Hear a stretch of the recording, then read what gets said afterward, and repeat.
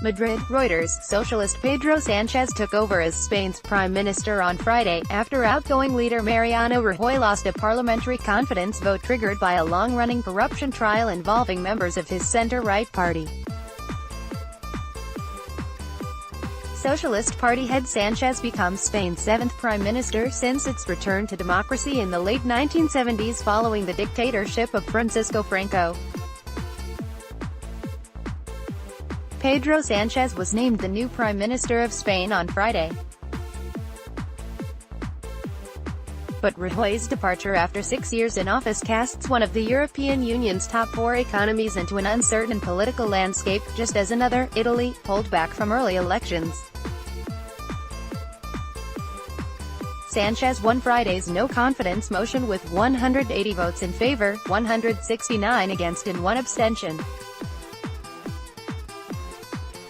He suggested on Thursday he would try to govern until the scheduled end of the parliamentary term in mid-2020.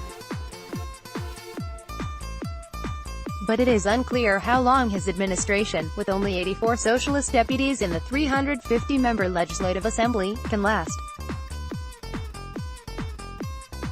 With most Spanish parties and Sanchez himself being pro-European, investors however see a less broad political risk there than in Italy. Anti-establishment parties in Rome revived coalition plans on Thursday, ending 3 months of turmoil by announcing a government that promises to increase spending, challenge European Union fiscal rules and crack down on immigration. "We've had a rude awakening of European political risks this week. But the situation in Spain is very different from Italy," said Michael Metcalf, head of Global Macro Strategy, State Street Global Markets. "The parties leading in the polls in Spain are centrist, so we're not getting the proposals for fiscal extremes as we have in Italy." Many observers said Sanchez was in any case unlikely to call any vote until after European, local and regional elections take place in May next year.